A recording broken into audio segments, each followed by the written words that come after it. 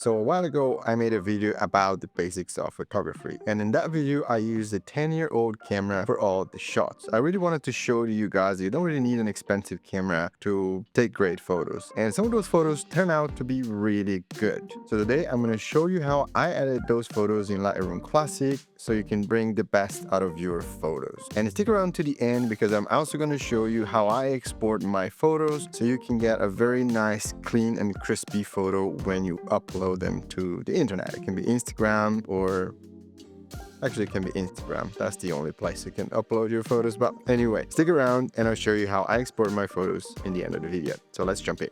So once you're inside Lightroom, the first thing you're gonna see when you import your photos is the library view. Right, so from here, what you need to do now is go into Develop tab. The shortcut in here is D. So if you press D on your keyboard, you can go directly to the Develop tab, which is where you're gonna be making the editing of your photos. So every time I open a photo in Lightroom, first thing I do is going through the white balance and the basic settings. So if you're new to Lightroom, the white balance and the basic settings will be on the right hand side. Temperature and tint, that's where you can select your white balance, and the ones below are all for your basic editing. Highlights, shadows, whites, blacks, and so on. So this is pretty much the part where you would be editing to make sure your photo is correctly exposed. So this photo here I took at Hauptbahnhof in Zurich, and this was a very nice place, like a really cool stairs, and I had an idea for this photo already in mind, sort of like this cold, mysterious place. Let's try to reproduce that. I normally have a bunch of presets that I use. If you don't know what a preset is, pretty much is a pre-adjustment that you can already add onto your picture so you can speed up your workflow while you're editing. But don't worry about it, you can do everything that you need on the basics tab, and you can also create your own presets. And if you'd like to know how you can create your own presets, just let me know in the comments below and I'll make a video about it. It's very simple and it's very nice and efficient to speed up the workflow and to also keep a consistent look throughout the photos that you're editing. I normally separate my presets within two categories. I have my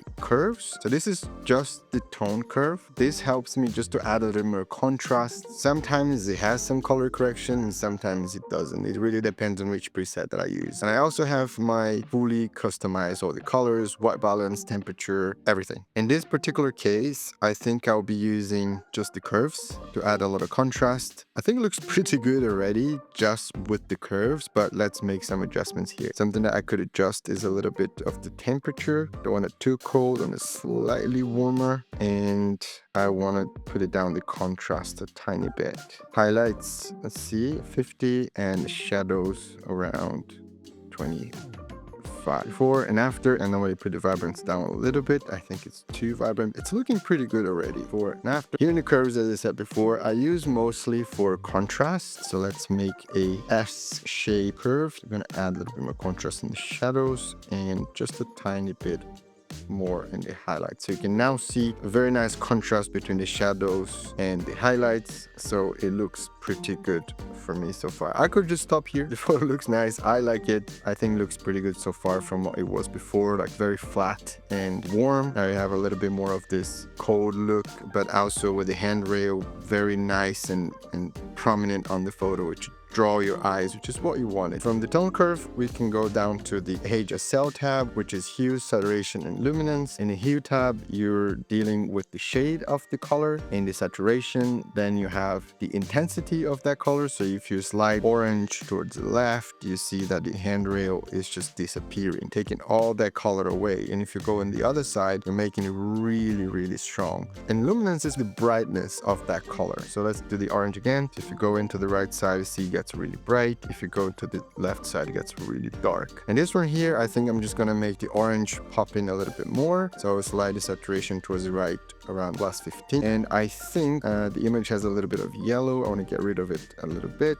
So -10. And the blue around here on the shadow. You can see here that it's a little bit of a blue shade. I want to get rid of that. I slide the blue slider down to get rid of it. And that looks good. So around 85.4.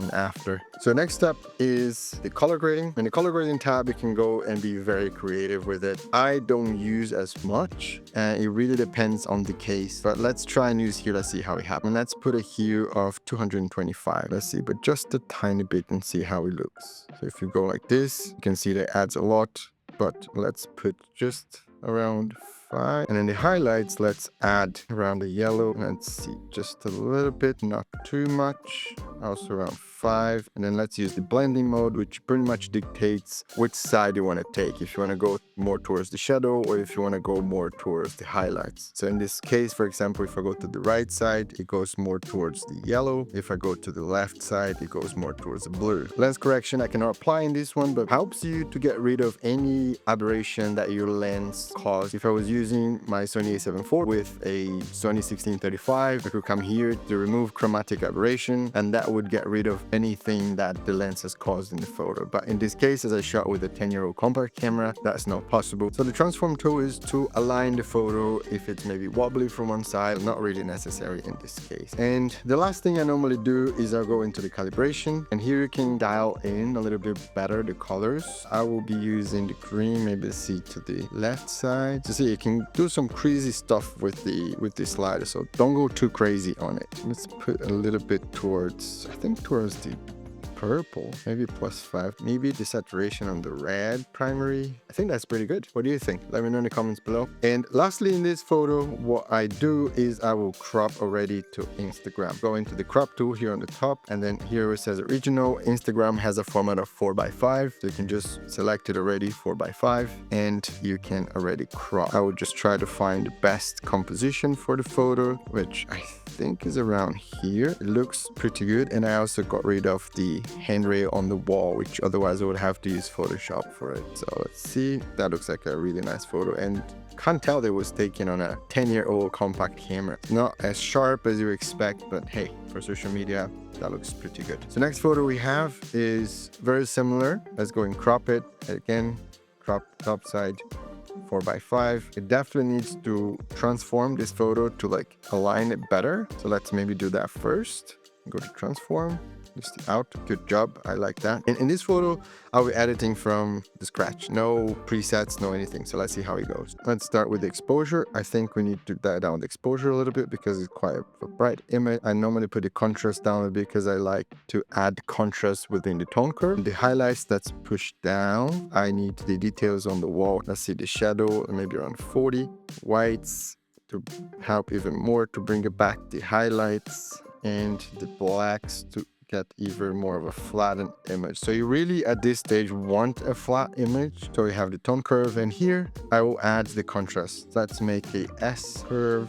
Looks pretty good. Before, after, happy with that. We move into the color mixer. Now there's a few adjustments that I wanted to make. I can see that around here you've got a little bit of blue. The door could pop a little bit more, and around here is a little bit yellowish. So let's remove the yellow. Let's make the orange pop a tiny bit for the door, and then the luminance of the orange make a little bit brighter. See about the blue? Now it looks a lot better. We're pretty much almost all set in this photo. So let's go to the color grading. Maybe around 10. It's pretty good. And then the blending just a tiny bit to the 60 to the right side, and it looks pretty good. Next we have calibration. If you're going towards the green, it adds a little bit more of a cold vibe, which is what I'm looking for. Maybe a tiny bit of the red primary, maybe +15. It looks pretty good.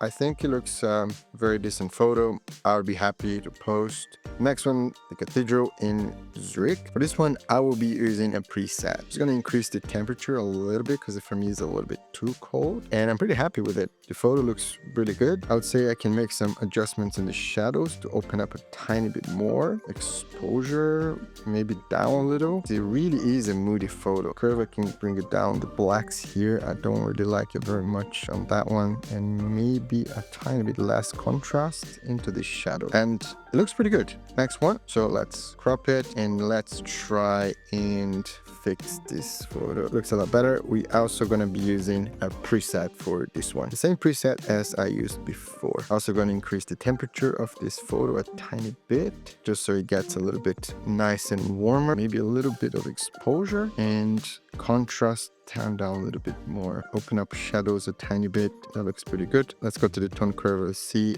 Yeah, same here, getting a little bit less contrast into the shadows and a little bit more in the highlight. Before, after. That's it for me in this one. This is a very interesting photo. I found this really cool place in Zurich. It's very hidden, so I don't think many people know about it. I'll be using another preset. It already changed a lot. Before, after. Let's make this one straight. because it's definitely not straight. Let's also change it for Instagram. So you can right click, transform, rotate left or right, whatever you prefer. Now in this case, I think I'm going to low temperature, not too warm, exposure a little bit more, and the contrast a little bit less. It's a 10-year-old camera, so didn't retain too much details and highlights, but let's work with what we have. Vibrance, I would say it's 20. And I think this photo, there's not much I would do differently. Like the composition, I think that's a pretty nice shot. Let's crop it to Instagram now as well, so 4x5, and we can have a very cool symmetric shot. That looks really cool. Like you can really go into the shot, so it's super nice. And last photo, and in this one here, again, basics, and let's try this one to get some white balance. That looks pretty good to me. Let's open the exposure a little bit more, and let's make it a tiny bit warmer and a little bit contrast. Now the highlights, dial it down, maybe almost everything, and then the shadows plus 55. The whites minus 30, and the blacks maybe around minus 40. Now we have a flat image from the basics tab. Now that we already cover white balance and the temperature is set to how we like, we can now move on to the next one. The next one is the tone curve. So let's again do like an S curve to add some contrast, and that looks pretty good. So from here in the tone curve, we go to the color mixer. Now here we can make some adjustments. I will definitely remove a little bit of this blue here, so let's start with that. And I don't like my photos to have too much blue in it, so minus 50 or 60s are good. And I think here it has around aqua, dialed down that a little bit more, maybe around 70. Now the yellow or green, let's see if we got any green. We also have some green into here in the middle. Let's get rid of that.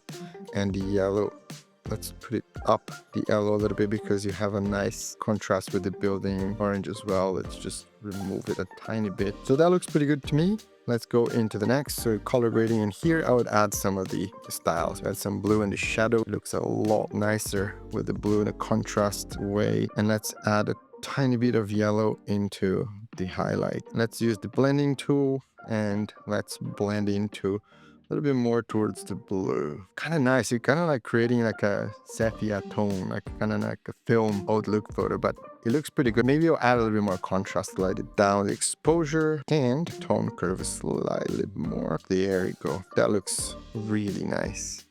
Very, very nice. I'm kind of impressed that it's a photo from a 10-year-old compact camera. Transform it, see if it does a better job. And now we move on to the calibration. Oh, I like towards the purple. Tiny bit on the red primary, maybe around 10. And tiny bit on the green as well, maybe plus 15. I said before and after looks so much nicer. And a last bonus tip. This technique I use for a lot of my photos, especially if I wanted to guide the viewers towards the center of the photo where most important things are. And it works really well. So you go and you add on a mask, you choose the linear gradient, and you just put a mask. If you hold Option, you can adjust the length of it. I normally like to use around here and then have it of here. So now we go to the exposure, we put the exposure down, see how it changes a lot. So that looks pretty good. What I would also do, I would maybe add another mask, but don't worry if that is too complicated for you. Masks are a completely different game. If you want to know more about masks, please let me know in the comments below, and I'm more than happy to make a video about that as well. But let's get a radial gradient and let's just create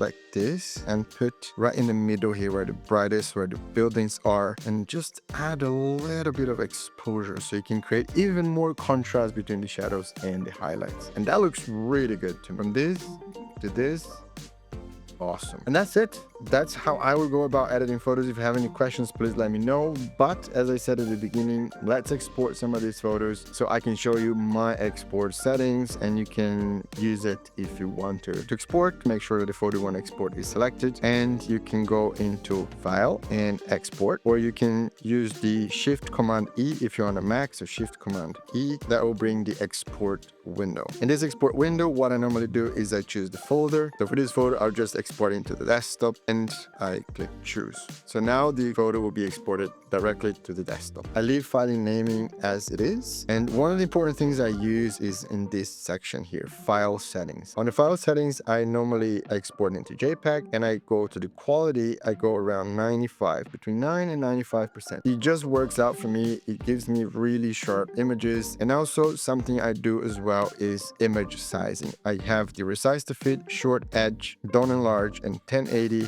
pixels and the resolution 75 pixels per inch. Once you set all that, you can just click export. And what I do normally is, as I have a Mac and an iPhone, and I airdrop directly to my phone. And this is one of the main things. If you're sending your photo from your computer to your phone, make sure that you can transfer that photo without having to upload or download so you don't lose quality. So in my case, I use the airdrop that goes directly to my iPhone. But if you don't have an iPhone, you can use maybe services like WeTransfer or Smash, that they are file transfer services where you need to upload your file. You get a link and you can download that file, and then with no loss of quality, upload into your Insta. That is something very important and affects your final image. And that's it for today. I hope you enjoyed the video. I hope you learned something, and please consider to like, subscribe, comment.